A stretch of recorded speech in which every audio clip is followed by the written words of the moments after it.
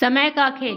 एक गांव के लड़के की घर की मजबूरी और पैसों की कमी की वजह से वह दूर शहर काम करने के लिए जाता है ताकि वहां से वह कुछ पैसे कमा पाए जिससे उसका और उसके घर वालों का खर्चा पूरा हो पाए।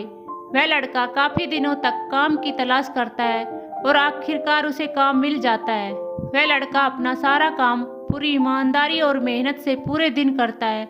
यह देखकर उसका मालिक खुश हो जाता है। अब 6 महीनों तक ऐसे ही चलता है। 6 महीने बाद वह लड़का अपने मालिक को कहता है, अब मैं कुछ दिनों के लिए वापस अपने घर जाना चाहता हूँ। और उस लड़के को पूरी उम्मीद थी कि उसका मालिक उसे घर जाने से नहीं रोकेगा, लेकिन उस लड़के के सोच से विपरीत हुआ।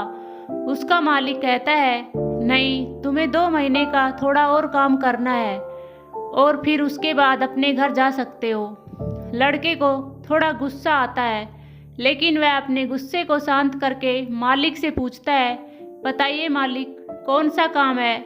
उसका मालिक कहता है, हमें एक घर खरीदना है।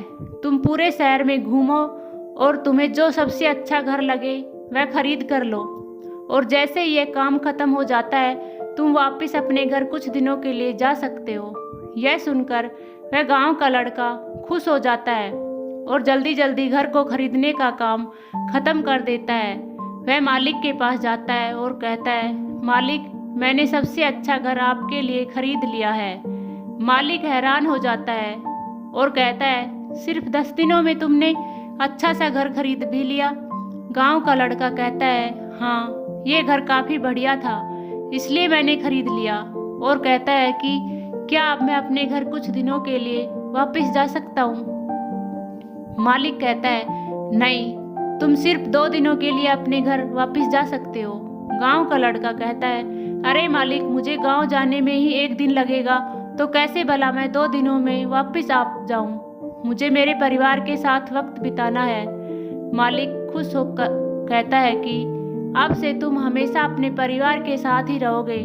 जो घर मैंने तुम्हें खरीदने के लिए कहा था वह घर तुम्हारे और तुम्हारे परिवार के लिए मेरी तरफ से एक तोहफा है।